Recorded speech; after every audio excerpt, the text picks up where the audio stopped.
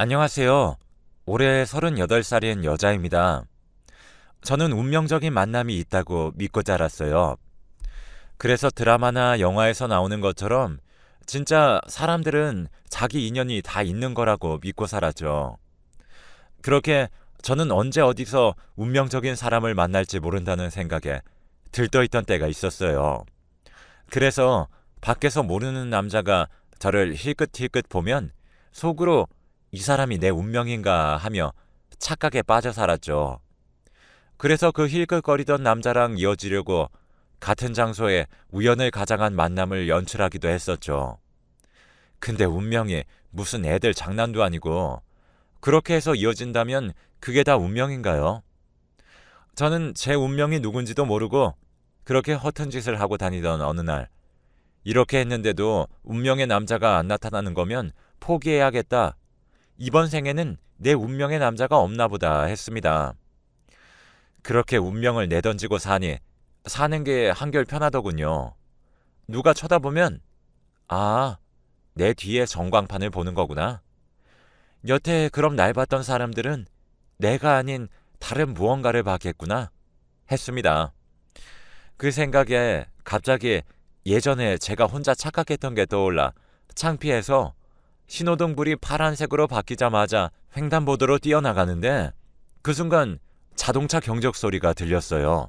순식간에 차는 코앞에서 멈췄고 저는 너무 놀라서 바닥에 주저앉게 되었죠. 살았다는 생각에 다리에 힘이 풀려 주저앉았다고 하는 게 맞을 것 같네요. 그렇게 땅바닥에 주저앉아서 나 방금 죽을 뻔한 건가? 살아있는 거 맞는 거겠지? 안 죽은 거 확실한가? 하고 있는데 운전석에서 건장한 체격의 남자가 후다닥 뛰어나오더니 저에게 괜찮으세요? 안 다치셨어요? 죄송합니다.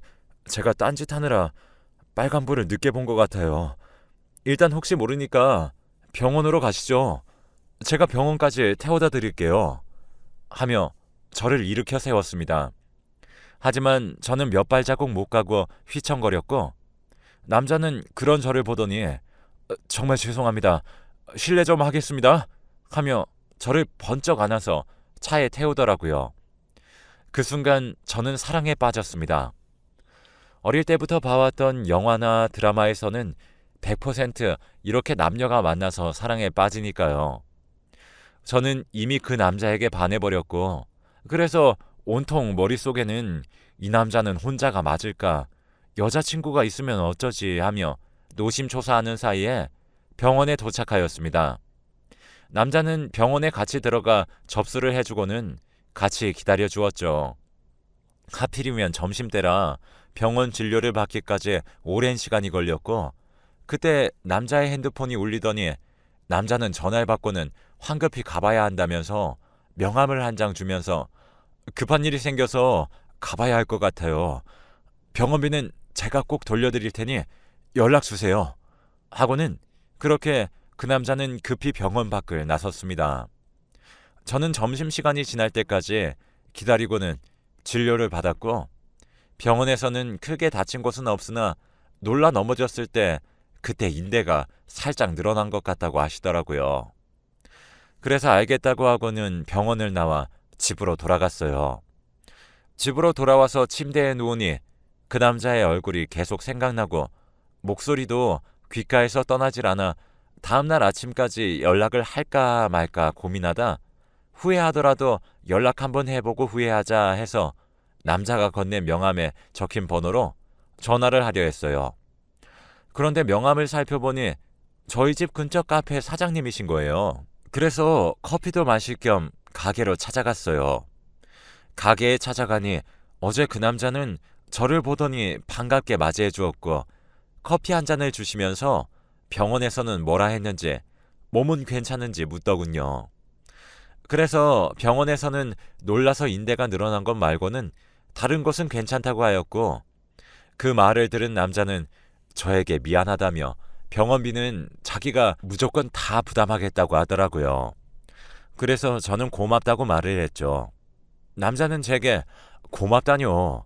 당연히 해야 하는 일인 건데 고마워하지 마세요. 라고 했죠. 앉아서 커피 마시는 김에 이런저런 얘기를 하였고 그렇게 저희는 한 발자국 가까워졌어요. 남자는 매일 저에게 연락을 해왔고 그렇게 저희는 서로를 알아가다 서로에게 호감이 생기기 시작했습니다. 그리고 저희는 사귀기로 했죠. 저는 어릴 때부터 꿈꿔온 드라마 같은 만남을 가졌고 남자친구는 정말 저를 아껴주고 사랑해 주었습니다. 과분할 정도의 사랑을 받았죠.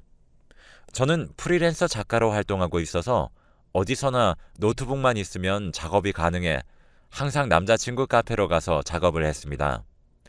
남자친구도 보고 일도 하고 일석이조였죠. 남자친구는 저를 위해 카페 구석에 전용 자리를 만들어 주었고 그렇게 저는 공주 대접을 받으면서 하루하루 행복하게 지내고 있었어요. 그러다 어느 날 그날도 정신이 없이 남자친구 가게에서 커피를 마시며 일을 하는데 갑자기 남자친구가 일 아직도 멀었어? 하였고 제가 왜?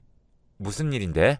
아니 남자친구는 잠깐 밖에 나갔다 오자며 저를 끌고 옥상으로 가는 거예요.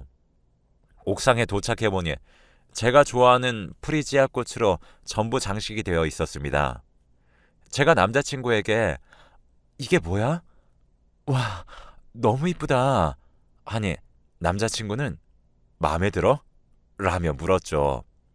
저는 너무 마음에 든다고 연신 감탄하며 너무 예쁘다고 근데 이게 다 뭐냐고 물으니 남자친구는 제게 우리 이제 그만 만나자 하는 게 아니겠어요. 깜짝 놀란 저는 뭐라고? 갑자기 그게 무슨 말이야? 하고 물으니 남자친구는 무릎을 꿇고 이제 나랑 같이 살자. 내가 행복하게 해줄게. 하며 제게 반지를 건네어 주었습니다. 반지를 받고는 울면서 뭐야 이게 진짜 깜짝 놀랐잖아. 그래도 고마워. 이제 우리 행복하게 잘 살아보자. 하고는 그렇게 그 남자는 제게 남자친구에서 남편이 되었습니다. 저희는 그날 운명처럼 만나서 연애 7년 만에 결혼에 꼴이 나였고 남자친구 집으로 살림을 합쳐서 살게 되었어요. 저희는 정말 모든 것이 완벽했어요. 가장 중요한 것 딱 한 가지만 빼고요. 그건 바로 임신이었습니다. 둘 다 아픈 곳 없이 건강한데 아이가 생기지 않았죠. 몸에 좋다는 것도 챙겨 먹었지만 아이가 생각보다 쉽게 생기지 않았습니다. 그러던 중 남편하고 같이 일하던 직원이 저에게 다가와 자기 꿈 얘기를 했어요. 그 꿈 이야기는 간략하게 설명하자면 동네에 서 있는데 저 멀리서 호랑이 한 마리가 뛰어왔대요. 순간 겁이 나서 집으로 피신했고 집에 들어가 방문을 닫고 숨었답니다. 그러다 이제 갔나 싶어 방문을 여는데 그 앞에 호랑이가 있었다는 꿈이었죠. 그 꿈을 듣고 예사롭지 않게 느낀 저는 그 직원에게서 미안한데 그 꿈 나한테 팔아줄래요? 하고 부탁을 했고 직원이 그날 저에게 꿈을 팔았습니다. 꿈 덕분인 건지 얼마 뒤 저희에게 아이가 찾아왔어요. 저랑 남편은 아이가 생긴 게 너무 기뻤고 꿈을 판 직원에게 임신 소식을 알리고 그날 저녁 소고기를 사주고는 집으로 돌아와 그 꿈을 사길 진짜로 잘한 것 같다고 남편에게 말하니 남편도 잘했다고 오구오구 해주더라고요. 저는 아기가 건강하게 나오길 기대하며 몸조리에 신경을 쏟아부었습니다. 남편도 저를 애지중지하며 하루하루 보내던 중 오랜만에 남편과 밖에서 저녁을 먹기 위해 남편 가게로 향했고 저는 그날 예쁘게 보이고 싶어서 옷을 골라 입느라 약속 시간에 늦어 허둥지덩 가던 중 골목에서 나오는 차를 보지 못하였고 그대로 사고가 나게 되었죠. 차가 속도를 낸 채로 달렸기 때문에 치이는 순간 몸이 붕 떴고 그대로 바닥에 떨어졌습니다. 정신이 아득해지는 와중 저를 친 운전자는 잠시 밖으로 나오는 듯 하다가 그대로 도망가 버렸어요. 정신도 없었지만 무엇보다 배가 너무 아팠고 속으로 계속 살려달라 외치다 정신을 잃었습니다. 그렇게 제가 눈을 떴을 때는 이미 병원이었고 남편은 제 손을 잡고 하염없이 울고만 있더군요. 눈을 뜨고 남편에게 여보, 아이는? 우리 아이는 무사한 거야? 하니 남편은 고개를 떨구고 울기만 했습니다. 그걸 본 저는 직감적으로 아이에게 문제가 생긴 걸 알았고 침실에서 일어나려는데 오른쪽 다리가 움직이지 않더라고요. 그래서 저는 울면서 남편에게 여보, 다리가 이상해. 이거 왜 이러는 거야? 나 너무 무서워. 우리 아기한테 가야 하는데 다리가 말을 안 들어. 하고 눈물을 흘리며 남편을 쳐다봤어요. 남편은 그저 그런 저를 보고 끌어안으며 괜찮아, 괜찮아. 그 말만 할 뿐 다른 말은 하지 않았습니다. 그날 사고로 인해 저와 남편은 아이를 잃었습니다. 남편은 저도 잘못될까봐 걱정되었는지 저더러 산 사람은 살아야지. 나는 당신이라도 살아서 다행이라고 생각해. 죽은 우리 아이를 위해서라도 우리는 살아야 돼. 하는데 그 말이 너무 싫었습니다. 나라도 살아서 다행이라니. 엄마는 아이를 지키지 못했고 엄만 살고 대신 아이가 죽었다니 그 충격이 너무 강했습니다. 그래서 경찰에 찾아가 저는 그때 사고 당시 범인을 찾아다녔고 매일 경찰서에 들렀지만 당시 그 골목은 CCTV가 망가져서 수리를 기다리던 중이었기에 CCTV가 꺼져 있었다고 하더라고요. 그래서 범인 특정하기 어렵다고 분명 사고가 나서 피해자는 있는데 가해자가 없는 상황이 되었습니다. 그날 이후 점점 저는 죽어갔습니다. 정말 어렵게 얻은 아이였는데 제 부주의로 아이를 죽게 했다는 생각에 매일 죄책감에 시달렸고 꿈에 자꾸 아이가 나와 무서웠습니다. 그래서 남편 출근할 때면 자살 기도를 했고 매번 실패했습니다. 남편은 그래도 저를 포기하지 않았습니다. 혹시나 제가 잘못될까 노심초사하며 살았고 출근한 사이에 잘못될까 집에 CCTV를 달아 근무하면서 절 지켜보았고 화장실에 들어가 10분 이상 나오지 않으면 집으로 달려왔어요. 그리고는 제가 무사한지 확인을 하고서야 다시 가게로 돌아갔습니다. 아이가 죽은 지 벌써 2년이라는 시간이 지나자 정말 산 사람은 산다고 저는 전보다는 조금 괜찮아졌어요. 하지만 그 후로 더 이상 아이를 갖지 않기로 하였고 남편도 강요하지 않았습니다. 그렇게 매일 행복하고 웃음만 가득하던 집안은 어느 순간 매일을 침묵 속에서 살아야 했죠. 남편은 단 한순간도 제 탓을 한 적은 없었습니다. 남편은 항상 저를 안쓰러워했어요. 어느 날 답답한 마음에 산책 다녀오겠다고 말한 뒤 근처 공원으로 가 벤치에 앉아서 바람을 쐬다가 집으로 일찍 들어갔는데 남편이 방에서 혼자 울면서 술을 마시고 있더군요. 여태 살면서 남편은 술을 한 번도 마신 적이 없었는데 저는 그날 남편이 술을 마시는 걸 처음 봤습니다. 남편은 한 손엔 아이 초음파 사진을 들고 울면서 술 한잔 하는데 그걸 보고 나만 아이를 잃은 게 아니었는데 저 사람도 아이를 잃은 아빠였는데 내가 내 아픔만 생각하느라 저 사람 아픔을 생각도 못 해줬구나 생각했습니다. 지금까지 저는 저만 힘들고 아픈 줄 알았는데 그게 아니었던 거죠. 제 아픔만 아픔이고 남편은 신경도 안 쓴 제가 너무 부끄럽고 또 남편에게 정말 너무 미안했습니다. 아이를 잃은 후 저는 매일 집에만 있었습니다. 하지만 남편의 그런 모습을 보니 더 이상 그러면 안 될 것 같아서 조금씩 세상 밖으로 다시 나오기 시작했죠. 밖으로 나와서 처음엔 남편 가게 일을 도와주었고 그런 다음 원래 하던 일을 하면서 원래 우리의 삶으로 돌아갔습니다. 예전과 다른 게 있다면 제 오른쪽 다리가 완벽하게 돌아오지 못해서 지팡이 신세인 거랑 아이에 대한 언급을 안 하는 거 말고는 모든 게 다시 예전으로 돌아왔습니다. 남편도 하루가 다르게 밝아진 저를 보고는 좋아했었죠. 그런 저를 보고 좋아하는 남편을 보니 기분이 절로 좋아졌죠.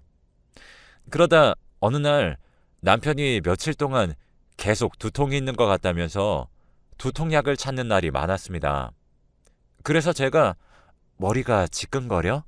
아니 남편은 아니 잘 모르겠네. 그냥 요새 많이 어지러운 것 같아. 두통약 먹으면 괜찮아질 거야. 걱정하지 마. 하고는 약국에서 두통약을 자주 사 먹었어요. 그러고 얼마나 지났을까요? 요 근래 남편이 내지 않던 짜증을 자주 부렸어요.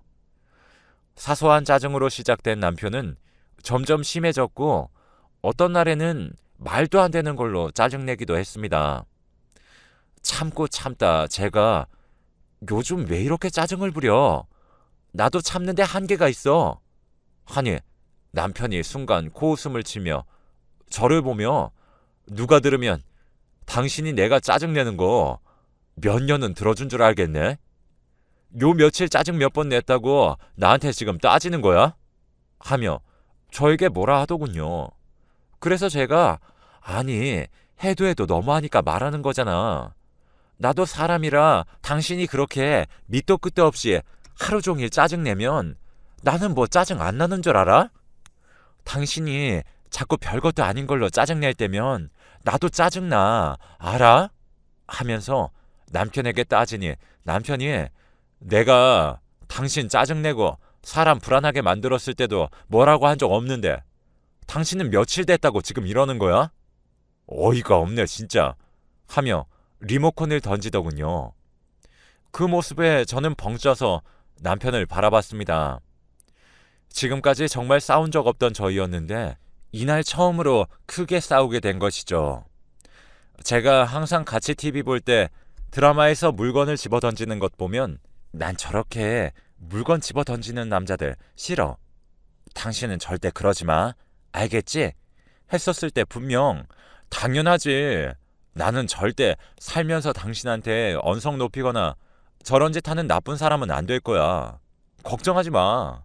했는데 이제 와서 언성 높이면서 물건까지 던지며 제가 세상에서 제일 싫어하는 행동을 하는데 그걸 보는 저는 뒤통수를 세게 맞은 것처럼 뒤통수가 얼얼했습니다. 그래서 남편에게 당신 전에 나랑 약속한 거 잊었어? 언성 높이거나 물건 던지지 않기로 했잖아. 당신이 절대 그럴 일 없다면서 지금 뭐 하는 거야? 그러다 집안 물건 다 때려 부수겠어? 그러니 남편은 당신 같은 여자랑 살면 안 그러려고 해도 이렇게 돼. 알아? 자기가 짜증내는 건 남이 다 받아줘야 하고 자기는 하루도 짜증 받아주지 못하면서 고작 이거 가지고 뭐라 그래? 솔직히 뚝 까놓고 얘기하면 당신 여자로서 매력 없어. 알아? 나 정도 되니까 당신 같은 여자 받아주고 사는 거야. 알긴 아냐? 그 말을 듣고는 너무 화가 나서 내가 더 어이가 없네. 그럼 당신은 나랑 왜 살았어? 매력 없는 여자랑 여태 살면서 숨기느라 힘들었겠네. 나도 당신 받아주기 힘들어. 근데 참고 사는 거지. 당신이 이런 사람인 줄 알았다면 난 당신하고 결혼하지도 않았어. 알아? 그렇게 저희는 점점 감정적으로 싸우기 시작했고 감정의 골이 깊어지면 깊어질수록 서로에게 상처되는 말을 하며 서로에게 상처를 주었어요. 그러다 남편이 진짜 당신 같은 여자 최악이다. 이혼하자. 당신 같은 여자랑 이제 한순간도 더는 못 있겠어. 당장 도장 찍어. 나도 당신이랑 더는 못 살겠으니까. 하고는 방으로 들어갔죠.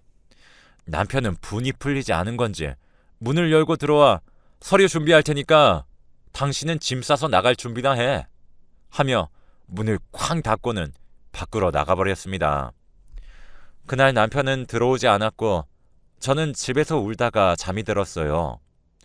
그리고 며칠 뒤 남편은 정말 서류를 준비해왔고 저에게 내밀면서 내가 쓸 부분은 다 작성했어. 당신만 작성하면 돼. 하고 집을 나가더군요.